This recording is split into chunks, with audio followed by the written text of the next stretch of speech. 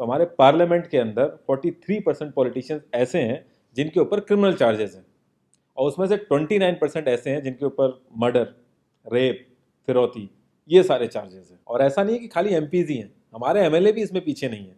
अगर मैं 2015 दिल्ली इलेक्शन की बात करूं तो उसमें 70 में से 43 नेता ऐसे जीत के आए थे जिनके ऊपर क्रिमिनल चार्जेस थे।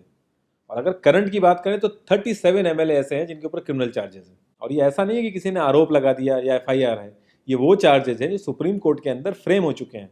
मतलब पुलिस गई है वहां पे, उसको एविडेंस कंफर्म हुए हैं, आई विटनेसेस मिले हैं, ये वो चार्जेस हैं। ये प्रॉब्लम तो बहुत ही छोटी सी है कि पार्टीज क्रिमिनल्स को टिकट ना दें और लोग क्रिमिनल्स को वोट ना दें, लेकिन इस छोटी सी प्रॉब्लम के लिए 1999 से लड़ाई चल रही है और अभी तक इसका सोल्यूशन नहीं हुआ है। 1999 में एसोसिएशन फॉर डेमोक्रेटिक रिफॉर्म, जिसे एडीआर नाम से ज़्यादा जानते हैं लोग, इन्होंने जो भी क्रिमिनल्स हैं पॉलिटिक्स में, इनके लिए एक पीआईएल डाली दिल्ली हाई कोर्ट में, और दिल्ली हाई कोर्ट ने उसको एक्सेप्ट भी कर लिया। जब दिल्ली हाई कोर्ट ने ये पीआईएल एक्सेप्ट की थी तो ये चीज़ वहीं ख़त्म हो गई थी। ये जो नेता जिन्हें हम जिता के लाते हैं ना, ये सब लोगों ने मिल के उस पीआईएल के अगेंस्ट में सुप्रीम कोर्ट में अपील कर दी। जब सुप्रीम कोर्ट से भी इनकी अपील खारिज हो गई तो हमें वो देखने को मिला जो हमने कभी नहीं देखा था, ये सारी पार्टियां एक हो गई। जब हमारे देश की सिक्योरिटी की बात आती है, उरी अटैक हो गया, बालाकोट हो गया, या हमले वाली सिचुएशन बनती है, तब भी ये पार्टियां एक नहीं होती। लेकिन इस चीज़ के लिए ये सारी पार्टियां एक हो गई थी, और ये सारी चीज़ें एक ही जगह आके फंस जाती हैं। इंडिया के कानून के हिसाब से जब तक किसी भी आदमी के ऊपर फाइनल जजमेंट नहीं आता तब तक वो बेकसूर है, और उसी चीज़ का फ़ायदा उठता है। अगर कोई आईएएस की तैयारी कर रहा है और उसके ऊपर क्रिमिनल चार्जेस हैं तो उसे ऑफर लेटर नहीं मिलेगा, यहाँ तक कि क्लर्क की जॉब के लिए उसको दिक्कत आ जाएगी। लाखों कैदी ऐसे हैं जिन पर अभी जजमेंट नहीं आया है, जो अंडर ट्रायल है, उनको जेल में डाल रखा है।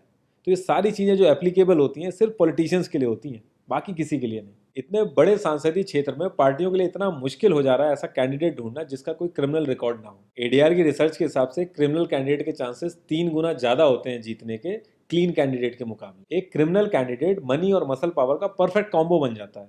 पार्टी के लिए फंडिंग इकट्ठी करनी हो, self financing, black money, campaigning के लिए फाइनेंस इकट्ठा करना हो, हर एक चीज़ में माहिर होते हैं। इसलिए पॉलिटिकल पार्टीज़ की ये पहली पसंद बन जाती है। पहले लोग इतनी डिमांड में नहीं थे, पहले वही भीड़ इकट्ठी करना, बूथ कैप्चरिंग, इन्हीं सब चीज़ों तक ये लोग लिमिटेड थे। लेकिन ये जैसे जैसे इनकी वर्सेटैलिटी बढ़ती गई, ये पॉलिटिकल पार्टीज़ की पहली पसंद बनते गए। यार पार्टीज़ की मजबूरी तो समझ में आती है, लेकिन कास्ट और सिस्टम फेलियर की वजह से लोगों की भी मजबूरी बन जाती है इनको वोट देना। आज की डेट में यार एफआईआर करने के लिए भी आपको जुगाड़ की जरूरत होती है, लेकिन वहीं अगर आप अपनी कास्ट वाले नेता के पास जाओगे तो आपका काम हो जाएगा, थोड़ा बहुत आपका हिसाब किताब देखेगा, आपका काम कर देगा वो। तो ये जो सिस्टम कमज़ोर है, ये मजबूर करता है लोगों को इन लोगों को वोट देने के लिए, और ये लोग पूरा ध्यान रखते हैं कि ये सिस्टम कभी स्ट्रांग ना हो। अगर तुम क्लोजली ऑब्जर्व करो तो हर नेता यही तो समझाने की कोशिश कर रहा है कि सिस्टम सारा खराब है, सिस्टम में ये कमियां हैं, और मैं तुम्हें इस सिस्टम से बचा लूंगा। और गरीबों के हक के लिए लड़ते लड़ते लड़ते वो खुद अमीर हो जाता है। यार जीतने का एक सुपर हिट फॉर्मूला है, एक एरिया डिसाइड करो, उस एरिया की कास्ट कैलकुलेशन कर लो, जो कास्ट मेजोरिटी में है उसका रॉबिन हुड टाइप या एक बाहुबली टाइप एक नेता खड़ा कर दो। जो सिस्टम काम नहीं कर पा रहा है वो काम तुम करने लगो, लोग तुम्हें वोट देने लगेंगे।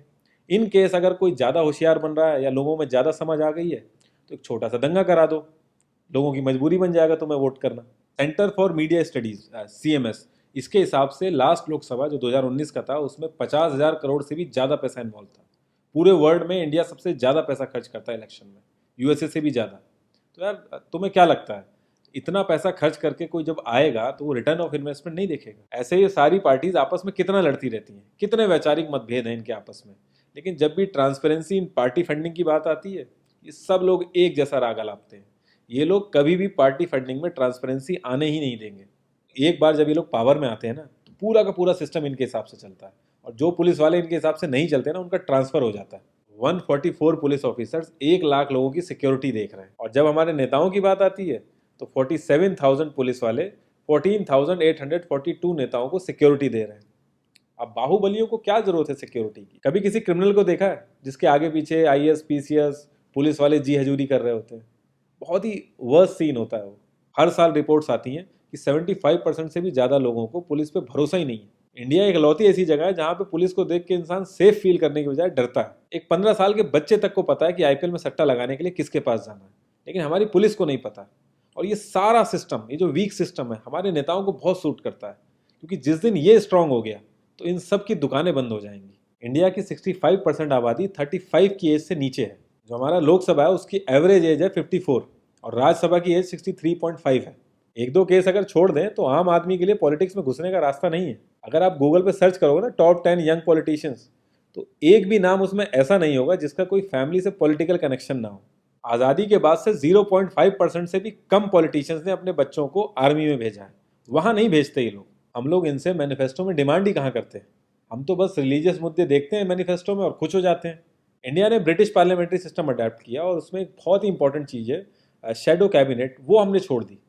इसके बारे में बहुत ही कम लोगों को पता है और ये लोग हमें पता लगने भी नहीं देते। तो इसमें होता यह है कि अगर मैं फाइनेंस मिनिस्ट्री का ही एग्जाम्पल लूँ तो जो भी रूलिंग पार्टी का फाइनेंस मिनिस्टर है उसके पैरेलली एक ऑपोजिशन का भी फाइनेंस मिनिस्टर असाइन हो जाएगा और जो रूलिंग पार्टी का फाइनेंस मिनिस्टर है उसकी एक्टिविटीज़ को ऑपोजिशन का फाइनेंस मिनिस्टर लोगों तक पहुंचाएगा।